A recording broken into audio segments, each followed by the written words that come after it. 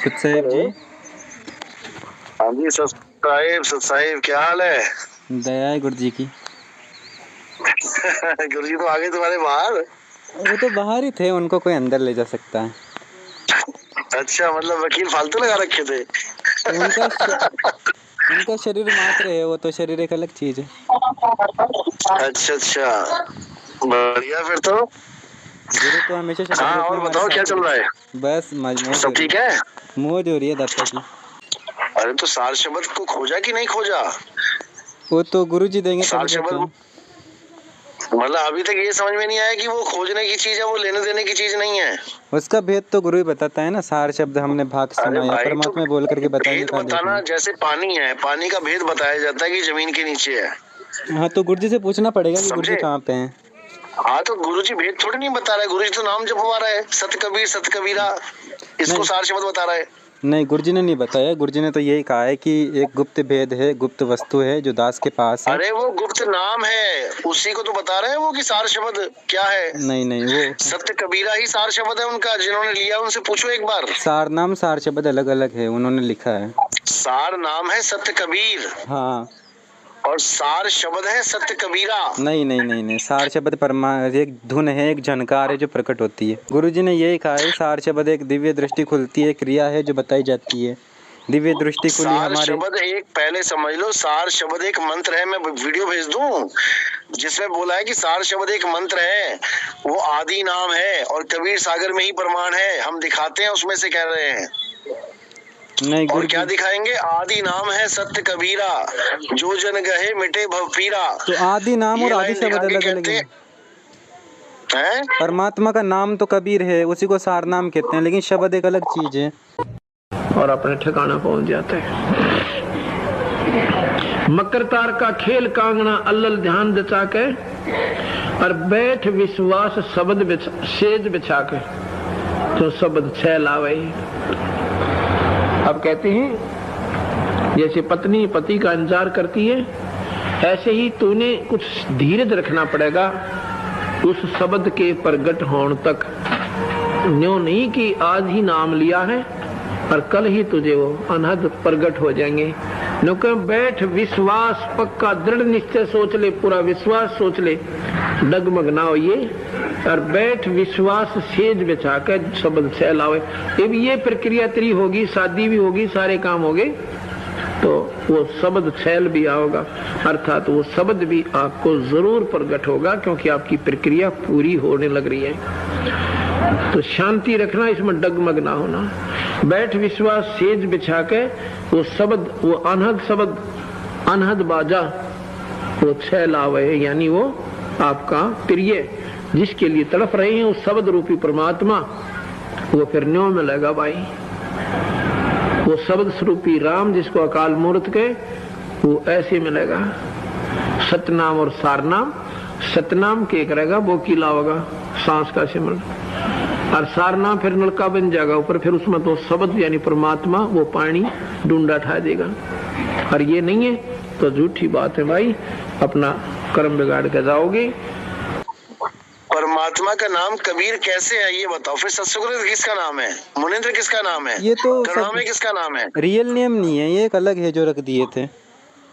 अगर 3 युग होते, सतयुग द्वापर त्रेता और कलयुग होता ही ना, तो रियल नेम तो आता ही ना, क्योंकि कलयुग में कबीर नाम रखा गया उन्होंने। नहीं, सतलोक के जो परमात्मा है ना, उनका नाम भी कबीर ही है। अरे भाई किसने बोल दिया तुमको? उन्होंने कहा है उनका नाम परमात्मा ने। कबीर है। नहीं, मुझे एक बात बताओ, सतलोक के परमात्मा का नाम कबीर किसने रखा? खुद ने अपने रखा आप रख लिया उन्होंने कि मेरा नाम कबीर है। वो अपने आप ही रखा। जैसे उन्होंने कलयुग के अंदर आकर के कहा कि कलयुग नाम कबीर रखाया, जानबूझ कर रख के रखवा लिया कलयुग मैंने। नाम रखा है ना, कलयुग में रखा है कबीर नाम, सतयुग में सतसुकृत रखा। हाँ, क्यों? जैसे कि नाम है मंजीत, जैसे कि तुम्हारा नाम मंजीत है। हाँ। तो 4 दिन होते, अगर 4 दिन में तुम्हारे अलग अलग नाम आ जाएंगे। जैसे कि तुम कबीर 4 चरित्र नामों से बोध गुणोगे। कबीर चरित्र बोध के अंदर प्रकरण आता है ना कि जैसे मौलवी परमात्मा का नाम रखने के लिए पहुंचे तो कबीर नाम मिला। मेरी बात परमात्मा ने सुन कहा, भाई, मेरी बात सुनो, परमात्मा ने थोड़ी कहा कि बुद्धि मेरा जो विवेक लगाओ। सुनो, है ना, परमात्मा ने उनसे कबीर यही नाम तो कहा तुमने था ना कहा कि कि परमात्मा का नाम है, परमात्मा ने यही तो कहा कि और मैं अल्लाह हूँ और जो मेरा नाम है वो कबीर ही रहेगा, क्योंकि कबीर नाम अल्लाह का है, परमात्मा का नाम अरे कबीर है। कबीर नाम बड़ा कहते हैं, अरबी भाषा में कबीर को बड़ा कहते हैं भाई, बड़ा। हाँ, पर कबीर एक बड़ा बड़ा वर्ड है, महान। कबीर महान है, बड़ा फिर है। नानक देव जी ने तो ये भी कह दिया कि खालक आदम सिरजिया वो आलम बड़ा कबीर, आलम भी ठोक हाँ, दिया, तो बड़ा बड़ा भी ठोक कबीर दिया। यानी कि बहुत बड़ा महान है वो। कबीर का मतलब महान होता है, वो बड़ा महान है। एक साथ 2 ठोक दिए, आलम भी है, बड़ा भी अरे और भाई कबीर भी है। सुनो, बड़ा और महान दोनों अलग अलग वर्ड है, लेकिन एक ही जगह यूज किए जा सकते हैं। वो बहुत बड़ा महान आदमी है। कबीर सागर में ये महान लिखा है और कि जो बड़ा कबीर महान। नाम है ये अल्लाह का है, परमात्मा का नाम कबीर है। नहीं, वेदों में कवि नाम कैसे आ गया? फिर ला कहाँ चला गया? नहीं, ये एक्चुअल में क्या होता वो है ना, कबीर यहाँ कवि पे बन जाएगा। ऋतु विसर्ग संधि का नियम कहता है कि यदि अपने वर्ग के बाद वर्ग का तीसरा या अपने वर्ण के बाद वर्ग का तीसरा या चौथा वर्ण आता है तो उसकी जगह पर रे की जगह विसर्ग हो जाता है, और वो विसर्ग आगे चलकर रे हो जाता है। जैसे कि दुर्जन शब्द है तो दुर्जन में इसको हिंदी में दुर उपसर्ग लिखा जाता है, और संस्कृत के अंदर इसको दुहु उपसर्ग लिखा जाता है विसर्ग लगा करके। इसी तरह से संस्कृत में इसको कवि लिखा जाता है और हिंदी में इसको कबीर बोला जाता है। बस इतनी सी बात है भाई साहब, जब सुनो, बा को वा तो नहीं बोला जाता, कबीर, और वहाँ पे कवि है, बी क्यों नहीं है? नहीं, वो मतलब अरबी तुम शब्द ही बदल दोगे। अरबी में चल के ये कबीर हो जाता है, संस्कृत में इसको कबीर अरे बोलते हैं। भाई, अरबी, तुम्हारा नाम सुनो, तुम्हारा नाम क्या है? मंजीत। अरबी में चल के क्या बन जाएगा वो? जैसे कि जो अगस्त संहिता है ना उसके अंदर कबीर साहब जी के बारे में लिखा है कि कबीर जी रामानंद जी के शिष्य थे और प्रहलाद जी के अवतार थे। कबीर लिखा है, सुनो, कबीर नहीं। कबीर जी नहीं थे, कबीर नहीं थे, कबीर थे। या तो बा बोल दो या वाह बोल दो। लेकिन अगस्त संहिता के अंदर कबीर साहब जी को कबीर जी लिखा है, कबीर।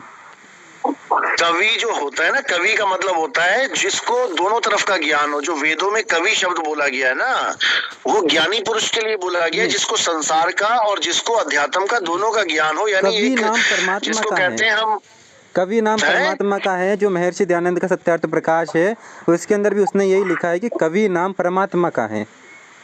कवि नाम परमात्मा का है वो। चलो ठीक है, एक बात, असली जो कवि का मतलब होता है जो वेदों में है, उसका मतलब है कि जो जिसकी दृष्टि खुली हुई हो, उसको कवि कहते हैं। कवि का मतलब होता है सर्वज्ञ, और कबीर साहब जी ने कहा है मैं कबीर सर्वज्ञ हूँ, सकल हमारी अरे जात। तो सर्वज्ञ का मतलब कवि होता है, तुम भी कवि हो सकते हो। सर्वज्ञ का मतलब ये थोड़ी नहीं कि कबीर ही है वो। नहीं, उन्होंने तो ये कहा मैं ही हूँ अकेला, मैं कबीर सर्वज्ञ हूँ, सकल अरे वो हमारी इसलिए जात। बोल रहे हैं क्योंकि मुझे गरीबदास दोनों का पंडित ज्ञान है, रामानंद संसार गुरु का निगम भी सरकार। और वहाँ का भी, आत्मा का भी, दोनों का ज्ञान है। तो केवल कवि का वही है मतलब जिनको होता है जो ज्ञान साक्षी होता है, साक्षी, दोनों का साक्षी है, जगत का और परमात्मा का, दोनों का साक्षी है, उसको कवि कहते हैं। उनके अलावा कोई ना ज्ञानी कि वो है ही नहीं, कबीर केवल है। वही ज्ञानी है। कबीर साहब जी के अलावा किसी को ज्ञान है ही नहीं, उनके अलावा कोई सर्वज्ञ है ही अरे नहीं। वो तो चलो अच्छी बात है, कबीर साहब के अलावा किसी को ज्ञान नहीं, वो तो अच्छी बात है, लेकिन कबीर साहब का नाम कबीर नहीं है। जो कबीर तुम साहब इसको जी का मान नाम बैठे हो कि कबीर कबीर साहब ही का है। नाम कबीर है। जब काल भगवान का नाम निरंजन चारों युग में एक रहा, माया का नाम अष्टांगी चारों युग में एक रहा, तो कबीर साहब का नाम चारों युग में क्यों बदल रहा है? नहीं, कबीर साहब जी का जो सार नाम है, सार विष्णु जी शब्द का नाम चारों युगों में विष्णु ही रहा। तो कबीर विष्णु साहब जी जी का का नाम रियल विष्णु तो ही रहा। कबीर ही है अवतारों ना। के नाम अलग अलग हो गए, लेकिन विष्णु जी का नाम विष्णु ही रहा। कबीर साहब के नाम 4 कैसे हो गए? कबीर साहब उनको जी का क्या जरूरत मूल, पड़ेगी 4 नाम रखने की? उन्होंने कलयुग के अंदर इसलिए अपना नाम कबीर रखा क्योंकि कबीर नाम इतना पवित्र है, इसको बोलने से भी पुण्य मिलता है, इसलिए अरे इनका भाई, रियल नेम तो ये कबीर पुण्य है। सतयुग में क्यों नहीं दिया लोगों को? द्वापर में क्यों नहीं दिया लोगों को? सतयुग में मुनिंद्र क्या है? मुनि के नाम पे मुनिंद्र रख लिया, जबकि मुनि अज्ञानियों का नाम है। कबीर साहब इंद्र जी अज्ञानी का नाम है। मुनि, सतयुग सारे मुनि काल के मुंह में चले गए। इंद्र महाभोगी, उसके नाम पे क्यों रख लिया अपना नाम मुनिंद्र? सतयुग त्रेता द्वापर के अंदर तो वैसे पुण्य कर्मी जीव होते हैं, उनको पुण्य की कहाँ जरूरत है, वो तो वैसे ही सुखी होते हैं। अच्छा, सतयुग में मतलब कोई पाप ही नहीं था, राक्षस ऐसे ही पैदा हो गए पता नहीं कहाँ से। राक्षस थोड़ी परमात्मा का नाम लेंगे। अभी अरे जैसे भाई साहब, कलयुग के राक्षसों अंदर ने राम, ब्रह्मा विष्णु महेश जी का नाम लिया हुआ है। उन्होंने लिया। अभी जैसे राक्षस एक तक ही पैदा हुआ था, उसने कबीर साहब जी का कब नाम ले दिया? वो अलग चीज होगी, लेकिन तुमने कहा कि वहाँ पे 3 युग में इतने पुण्य कर्मी, सबसे बड़े राक्षस तो 3 युगों में है। कलयुग में सबसे तो बड़े घर घर में राक्षस जो आज राक्षस है। तक जलाए जा रहे हैं वो तो 3 युग में है। सबसे वहाँ बड़े कबीर सबसे नाम ज्यादा रखना चाहिए था राक्षस, कि कबीर नाम लेने से पाक हो जाए, पवित्र हो जाए। फिर कलयुग में ले रहे हैं कबीर नाम। सबसे ज्यादा कलयुग तो राक्षस तो केवल कलयुग में ही है, इससे पहले तो कोई कोई हुआ भाई करता था। पहले समझ लो, पढ़े लिखे आदमी हो, बेवकूफ तो हो नहीं। ये अक्षर कहाँ से पैदा होते हैं? ये अक्षर इंसान के द्वारा पैदा होते हैं। परमात्मा ने अक्षर नहीं पैदा कर दिए कि परमात्मा उठते ही आया और सीधे अक्षर पैदा कर दिए, हिंदी के पैदा कर दिए, अंग्रेजी के पैदा कर दिए, जापानीज कर दिए। ये सारे अक्षर किसने पैदा किए? जीव ने पैदा किए हैं। मैं तो से पूछूं पंडिता, शब्द बड़ा की जीव, ये शब्दों को जो तुम रट रहे हो ये बड़े हैं या जिस जीव ने पैदा किए हैं? हिंदुस्तान में हिंदुस्तानी जीव ने पैदा कर दिए, कुल मिलाकर के ये पाकिस्तान में पाकिस्तानी। कबीर ही है, सार नाम कबीर ही है, और सतनाम जो अरे सार नाम मंत्र थोड़ी नहीं है, सार नाम तो एक शब्द है। नहीं, आदि नाम सार निज नाम शब्द मंत्र है जो है, गुरु है सबका। आदि नाम निज मंत्र है, जप जाने जे कोई कोटि जाप संसार में। हाँ तो कासे निज मुक्ति मंत्र ना क्या होई। होता है? तुम्हारा निज मकान कौन सा है? वो मंत्र है ना, तुम्हारा परमात्मा का निजी निज मंत्र मकान, है। तुम्हारा तो तुम तो किसी का भी नाम रख दो, तुम्हारा निज नाम थोड़ी नहीं है वो। तो वो परमात्मा का निज नाम है ना, कबीर नाम अरे तो परमात्मा का निज निज नाम नहीं, तुम्हें तुम्हारा निज नाम चाहिए भाई, तुम्हारा निज नाम। जो जाने निज नाम को, नाम। हाँ, उनके निज नाम, को, तुम्हारा परमात्मा का नाम। निज नाम को, और परमात्मा का निज नाम क्या है? कबीर। परमात्मा का कोई नाम ही नहीं है, वो तो अनाम है। नहीं, पुरुष अनामी, अनामी क्यों बोला उसका नाम? अनाम का मतलब होता है जिसका कोई नाम ना हो, और तुम उसको नाम पकड़ा रहे हो। हे निहि शब्द शब्द से कहे वो ज्ञानी सोई जो, ये पद अरे नी शब्द शब्द से कही हूँ, मैं बता तो रहा हूँ। जो नी शब्द है उसको मैं शब्दों से समझा रहा हूँ तुम्हें। हाँ, वो शब्द से कहा जाता है, परमात्मा का नि शब्द है। हाँ तो कबीर शब्द से नाम कहा है। नहीं, शब्द से समझाया जाता है। और हाँ, जो तो समझदार होता है वो समझता है, मूर्ख समझ नहीं पाता। आदि नाम हम भाग सुनाया, बिल्कुल बोल और के मूर्ख सुनाया। जीव समझ नहीं पाया। बिल्कुल बोल के समझाते हैं। अब आप बता दो अपना हाँ तो आदि नाम को देखा। बोल के समझाया जाता है, जैसे मैं समझा रहा हूँ कि वो आदि नाम अक्षरों में नहीं आता, वो बोलने में नहीं आता। अगर तुम्हें समझ में आ गई ये बात तो तुम विवेकी हो, और नहीं समझ में आई तो तुम्हारे लिए बोला है कि आदि नाम समझ नहीं पाया मूर्ख जीव बेचारा। आप समझा कहाँ पा रहे हो? बोल करके समझा के बता दो, समझा ही नहीं अरे सकते तो हो। मैंने समझा तो दिया भाई, ये अक्षरों में मत फंसो। 52 अक्षर जीव आधारा, आदि अक्षर जीव्या से नहीं आ रहा, नहीं समझ में आ रहा। लेकिन परमात्मा का नाम तो कबीर ही है ना। परमात्मा का नाम तुमने रख दिया है, परमात्मा ने कहाँ रखा अपना नाम? परमात्मा ने कलयुग नाम कबीर रखा है, और ऊपर भी परमात्मा का अरे नाम तो कबीर क्यों ही रखा? है। परमात्मा ने नाम क्यों रखा अपना? सतयुग में अलग क्यों कर दिया? चारों नाम, चारों युग में एक जैसे नाम रहता, क्या दिक्कत थी? वेदों में यही बताया कि परमात्मा अपने गुप्त मंत्रों अरे का आविष्कार करता है। वेद कतेब कबीर साहब क्या कह रहे हैं? पंडित उलझ पुलझ के मर जाएगा चारों वेदों में ही। लेकिन तुम भी मर वेद जाओगे मेरा वेदों में उलझ वेद पुलझ के। है, वेद परमात्मा का भेद बताता है। अरे वेद हमारा भेद है, हम वेदन के माही। जौन भेद से मैं मिलूं वेदो जानत नहीं। जब वेद नहीं जानते तुम्हें क्या मिलेगा वेद पढ़ के? लेकिन वेद बताएंगे ना, वेद परमात्मा का, कि परमात्मा कैसा है, कहाँ रहता है, कैसे मिलता अरे है। भाई जब वेद खुद नहीं जानते परमात्मा कैसा, नेति नेति वेद दोहराया। वेदों ने कहा ना इति ना इति, परमात्मा ये भी नहीं है वो भी नहीं है, कुछ भी नहीं है। वो तो बता ही नहीं पाया परमात्मा, वरना वेद परमात्मा से कहाँ बिल्कुल कल्याण हो बताया, जाता। परमात्मा वेदों ने बताया, वेदों में लिखा है परमात्मा कबीर है, परमात्मा सतलोक नहीं में रहता बताया, है। वेदों ने निरंजन बताया है। कबीर सागर दोबारा से पढ़ लो, जिसमें उसमें साफ लिखा है कि जो वेदों का ज्ञान है ये काल भगवान का ज्ञान है। वेदों ने काल की महिमा गाई है, ब्रह्मा विष्णु महेश भी नहीं समझ पाए उसकी बात, वेद तो और खुद सब वेदों के चक्कर में पड़ गए। परमात्मा ने दिए थे। आपने रामदेव जी का नाम सुना होगा, रामदेव जी ने लिखा है। अरे परमात्मा ने नहीं दिए भाई वेद, तुम अनुराग सागर को झूठ बता रहे हो। तो तुम वेद परमात्मा ने नहीं दिए हैं, वेद काल भगवान की रचना है। अनुराग सागर में देखो सारी बातें सही नहीं मानी जा सकती, पहली बात तो। रामदेव जी ने जो लिखा है, रामदेव जी ने लिखा है कि ऋग्वेद यजुर्वेद साथ में, सामवेद अथर्ववेद हाथ में, और सूक्ष्म वेद आप रखाया, 4 वेद ब्रह्मा को सुपाया। इस ब्रह्म ने 4 वेद ब्रह्मा को देकर के 5वां वेद जो परमात्मा ने दिया था खुद रख लिया, और 5 परमात्मा ने 5 वेद दिए थे। नहीं, परमात्मा ने कौन सा वेद दिया था? क्या नाम था उसका? परमात्मा ने इकट्ठा ही दिया था ये, मतलब चारों करके। तो इसने सूक्ष्म वेद को नष्ट करके और 4 ब्रह्मा को दे दिए। ये वेद लिखा किस पे था? कागज पे लिखा था? कहाँ पे लिखा था ये कागज में लिखे थे, बिल्कुल। अच्छा, परमात्मा ने कागज की खोज पहले ही कर डाली थी। पता है कब खोजे गए थे कागज? कब खोजे गए थे? कागज की इन्वेंशन कब हुई थी? कब हुई थी? देखो सुनो आप। अरे भाई मेरे, महाराज जी देखो, आप ना कागज कब बना है? विज्ञान को आप तो परमात्मा से नहीं तोड़ सकते। कागज पे लिखे हुए क्या बच्चों वाली बातें कर रहे हैं तुम? विज्ञान को आप परमात्मा से नहीं तोड़ सकते हो। हमारी साइंस कहती है कि अरे मेरे भाई मेरी बात सुनो, मेरी बात सुनो। तुमने आज कपड़े पहने हैं ना, जो तुमने कपड़े पहने ये कब बने थे पता है तुम्हें?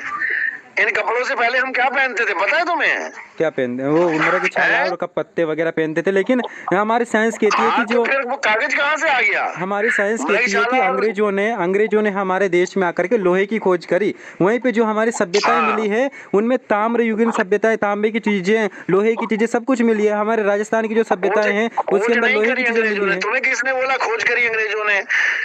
यही तो बताया जाता है, हमें यही पढ़ाया जाता है, कक्षा 8 अरे में मैंने भाई यही तो पढ़ा है। लोहे की खोज तो बहुत पहले से हुई है। लोह युग अलग चीज है। अंग्रेजों ने जमीनें खोदी कि हाँ यहाँ पे लोहा है, यहाँ पे हीरा, यहाँ पे सोना है, वो बात अलग है। हमारे पास सब कुछ लेकिन था। लोहा तो पहले से चल रहा है ना, तीर कमान तो लोहे की बने हैं। हमारे पास सब कुछ था पहले, हमारे पास कपड़े भी थे, हमारे पास सब कुछ थे।